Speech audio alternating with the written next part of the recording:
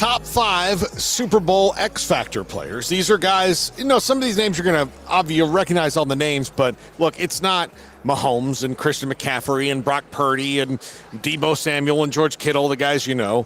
There's one big name here, but I think he's still busting on the scene a little bit. But number 5, Kyle Juszczyk. He is used in a variety of different ways in the offense as the fullback. One of the few teams that really highlights it. Look, he made a huge catch for a first down in the game against the Lions. He makes plays all the time. He's kind of the last resort safety valve in a lot of routes and makes things happen. I just have a feeling, and look, the last time the 49ers won the Super Bowl, they had a fullback that wore number 44.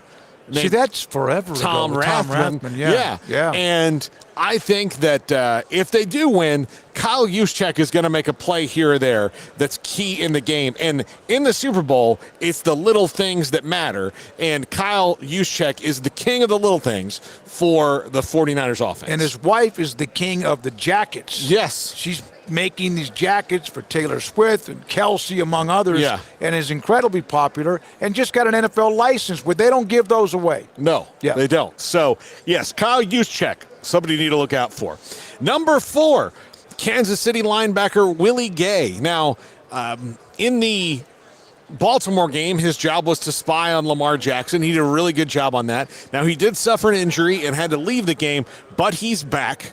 He did a job, kind of keeping Josh Allen in it, but he's fought through some injuries. He's going to be back. Now, Brock Purdy, obviously not as big a running threat as Josh Allen or Lamar Jackson as far as, both those guys can go 70 yards if you let them. But Brock showed last week or 2 weeks ago that he can be a guy who can run 20 yards for sure. And 20 yards is too much to give up at any time on defense. So he can go 20 yards. Willie Gay is going to be tasked with spying on Brock Purdy and making sure that he doesn't have those moments. Also, protecting the middle of the field against George Kittle and guys like, not to mention Deebo Samuel and all the weapons they'll have, and stopping Christian McCaffrey in the run game. But Willie Gay, someone I think, and look, if there was a dark horse candidate for MVP that would come out of nowhere, I'm going to say it's Willie Gay, because he's the guy on that defense who's going to make a play, and you're like, who's Willie Gay? The only way Dexter Jackson type guy. That's the only way a defensive player is going to end up winning an MVP is if they run something back for a touchdown, which Dexter Jackson did, Larry Brown did, among others. The Cowboys had that famous Super Bowl when they lost, and yet, what was it, Chuck Howley and whoever else won like co-MVPs. You have to do that, though. You have to do something that is either the play of the game that ends the game, or you have to score somehow on defense. Yeah, absolutely. Number 3, Rashee Rice has become the number 1 wide receiver for the Chiefs, and if they're going to have success in this game, it's going to be because Rashee Rice makes plays, gets first downs, and possibly scores a touchdown. That is what is going to have to happen for the Chiefs to win this game. He's going to have to be a factor, and because you can't rely on any of the other wide receivers to be that factor. They've been unreliable all year. Now, they've played a little bit better in the postseason, but the Chiefs have one totally reliable wide receiver, and it is Rashee Rice. And I would say the second most reliable wide receiver is Justin Watson, and he's like the 5th guy. And the rest in between have been But they're now catching. It's not even that they have to make crazy, spectacular plays, although the Scantling play that ended the game against the Bills on his back, they're catching the football. They weren't even doing that. No, but he is the one. But he's had a I'll tell you, Rashee Rice year 2. Buy big on year 2 of Rashee Rice.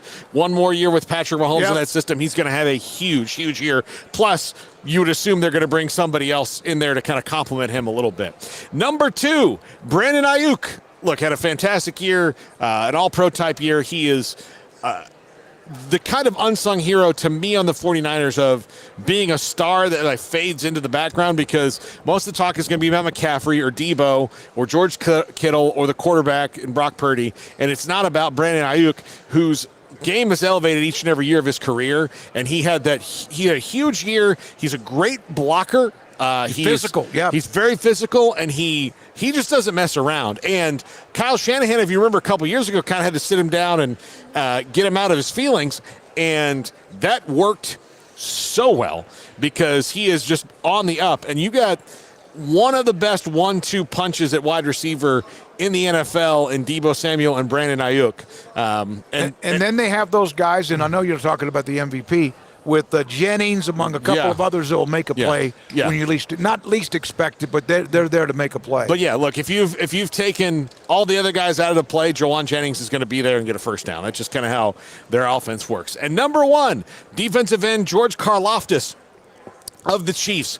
Look, he's first-round draft pick. He certainly lived up to that.